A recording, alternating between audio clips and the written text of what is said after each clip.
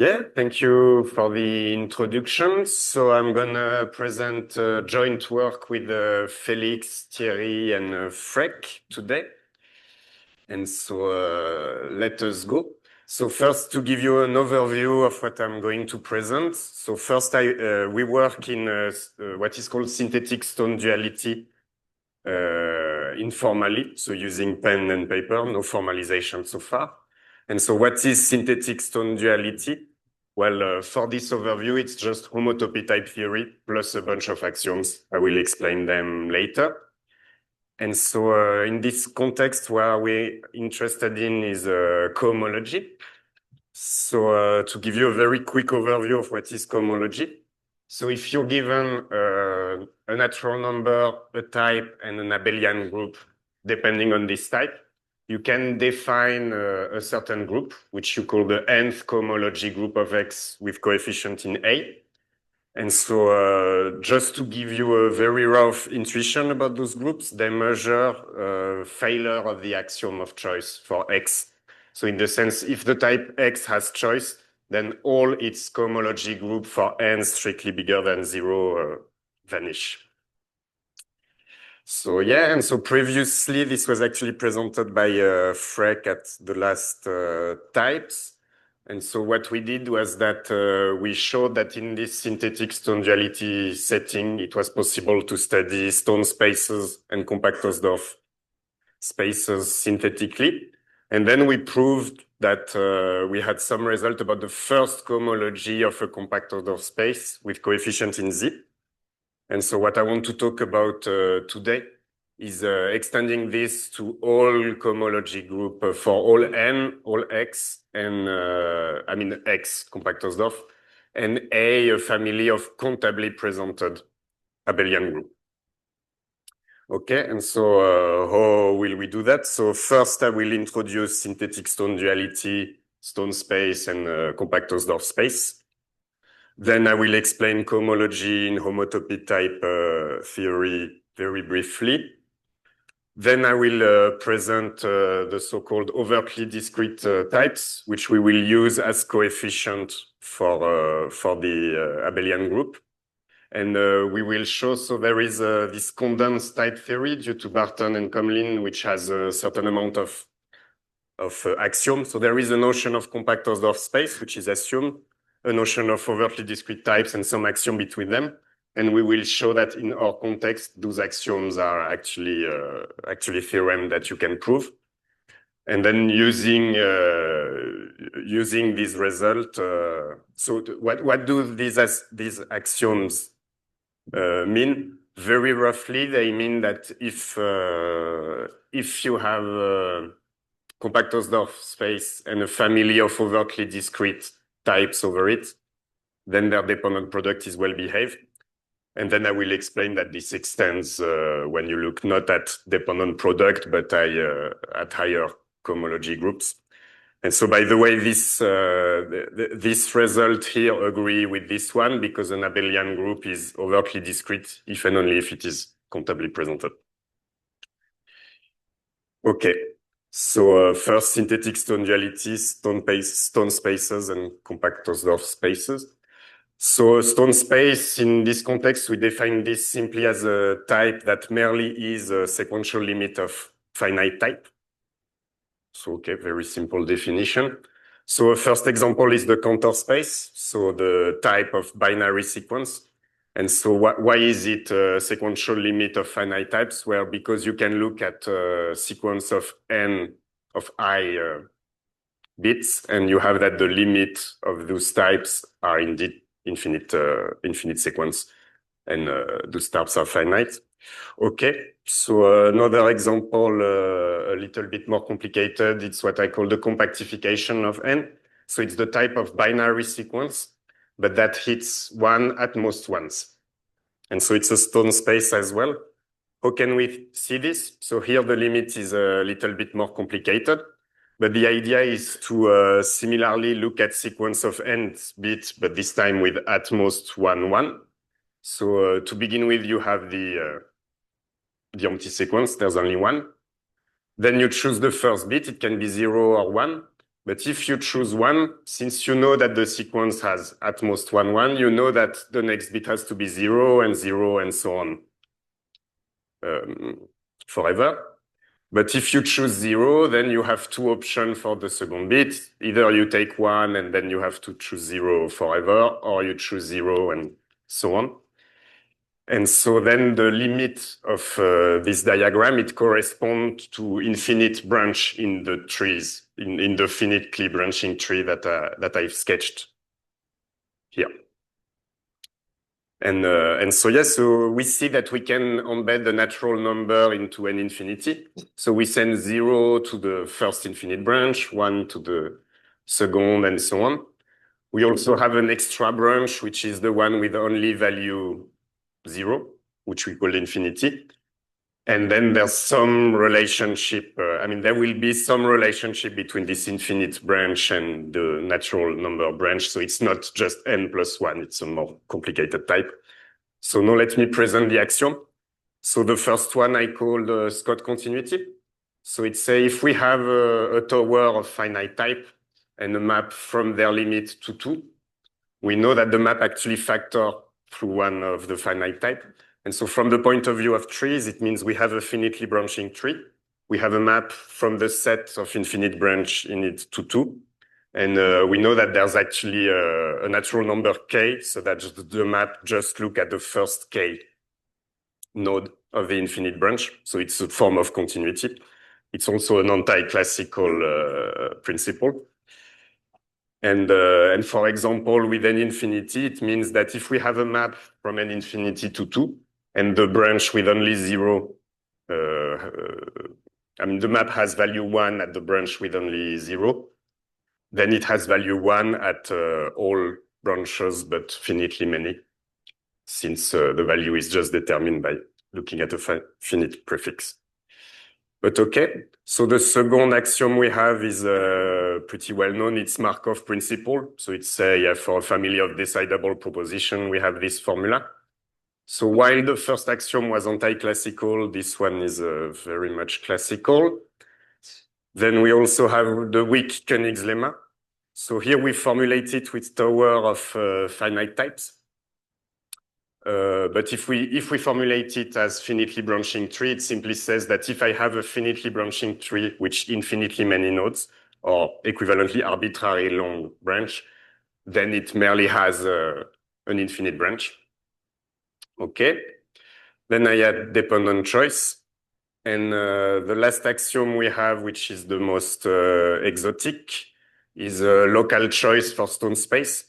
So what it says is that stone space have a weakening of this axiom of choice. So you start with a stone space. You have a family of type that are merely inhabited over it. So if you had choice, you would find a section. But here you don't quite have a section, but up to taking another stone space and a surjective map, so some kind of cover, we have a section over this type T. So yeah, okay. And no. So one remark is that stone space, they are not closed under quotients. So to kind of rectify this, we define compact Hausdorff space. So here I gave the definition. So a compact Hausdorff space, it is a set. Its identity type, which are proposition, are also stone space. Those are called closed proposition, but I'm not gonna say more about them. And we ask for a surjection from a stone space to X. So this definition, it means that X is the quotient of a stone space by an equivalence relation valued in stone space. And so yeah, that's a compact Hausdorff space. And an example is the unit interval, 0, 1.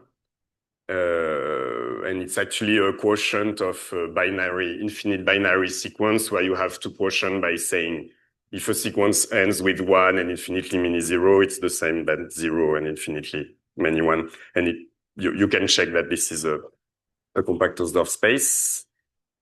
So now let me introduce cohomology.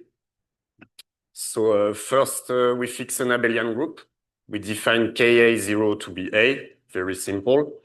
And then for higher n, we can prove that there is a unique pointed type, which is both n-1 connected and n truncated.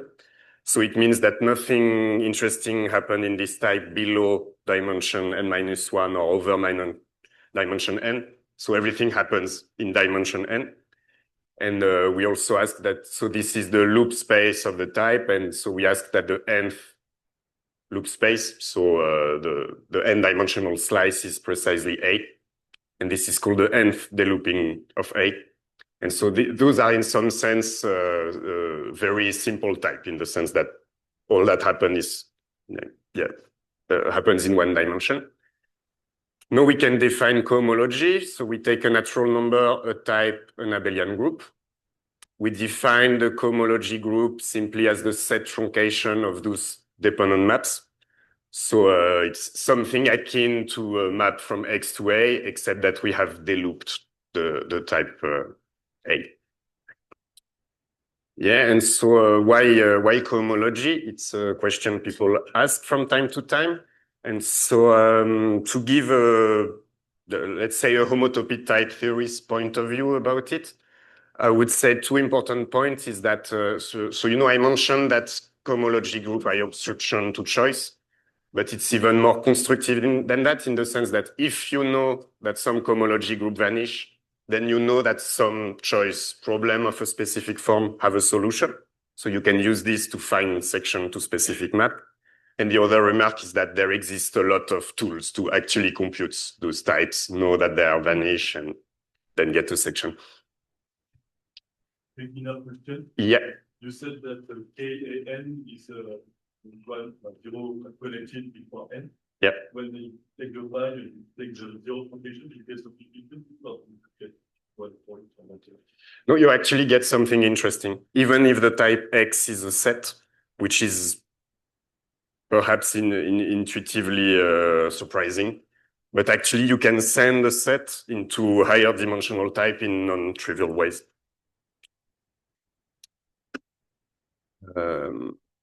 But yes, so now let me introduce overtly discrete type and Barton-Comlin axiom.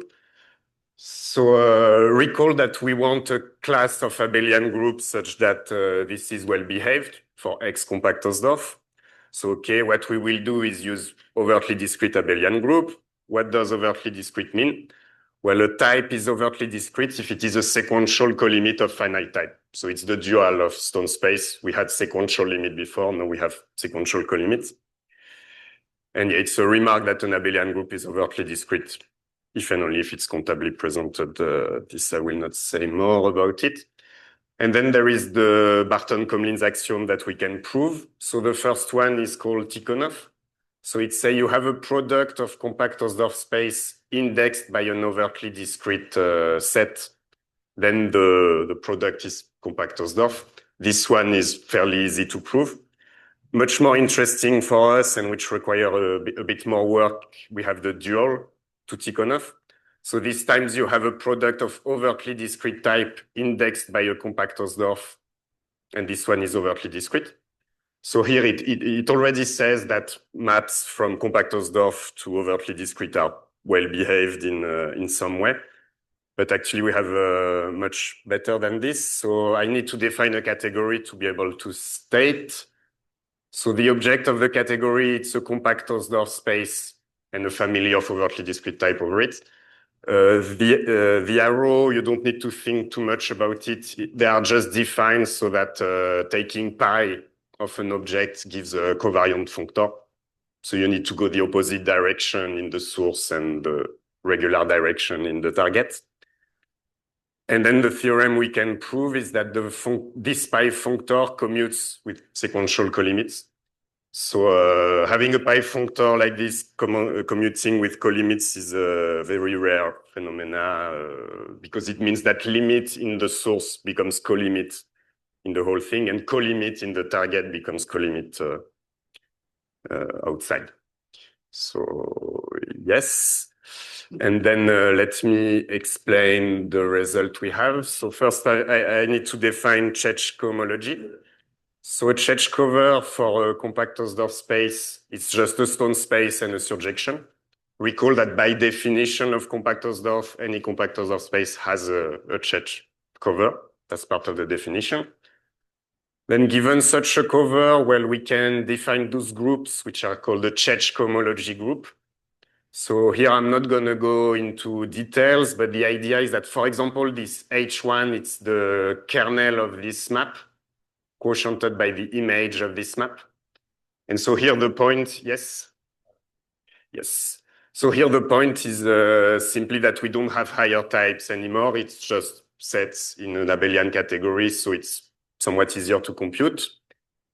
And the results we have, the first one is that the cohomology of stone space vanish with countably presented coefficient.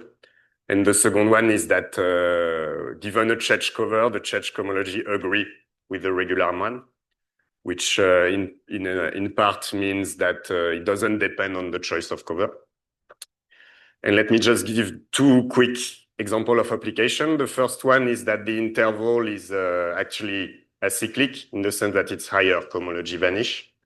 And the second one is that if you take the sphere as a set, so of real number, well, then its cohomology actually doesn't vanish. And in dimension k, hk of ska is equal to A. And that concludes my talk. Thank you.